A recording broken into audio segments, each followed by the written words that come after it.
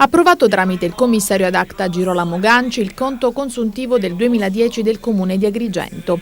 Nell'agosto scorso il Consiglio Comunale aveva ritenuto di non approvare lo strumento finanziario e poco dopo era stato nominato dalla Regione il commissario ad acta che già allora sollevò le prime perplessità richiedendo agli uffici finanziari una nuova ricognizione dei residui attivi e passivi.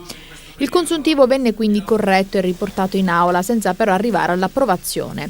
Adesso, come detto, semaforo verde per il consuntivo 2010.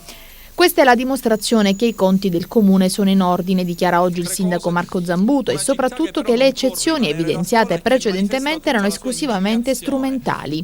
Il fatto che un organo terzo, dunque il commissario ad acta, abbia approvato il consuntivo, conclude Zambuto, è la riprova di ciò, oltre a far emergere la piena condivisione dell'azione di risanamento finanziario portata avanti dall'amministrazione in questi anni, nell'ambito della programmazione economica.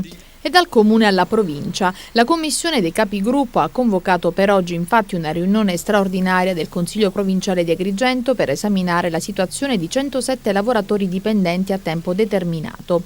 L'incontro si è reso necessario dato che la Commissione ha già avanzato alcune proposte per reperire le risorse finanziarie utili per la loro stabilizzazione, ad esempio tramite l'eliminazione dei doppi incarichi, la riduzione delle spese della politica e delle indennità accessorie ai dirigenti, oltre alla riqualificazione del personale interno per espletare servizi in house, abbattendo in tal modo i costi di convenzioni e consulenze.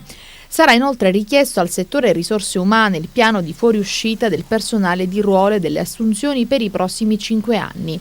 Una risoluzione attesa con ansia dai lavoratori precari che vivono questa situazione e che vorrebbero trascorrere con maggiore serenità e soprattutto sicurezza le ormai imminenti festività natalizie.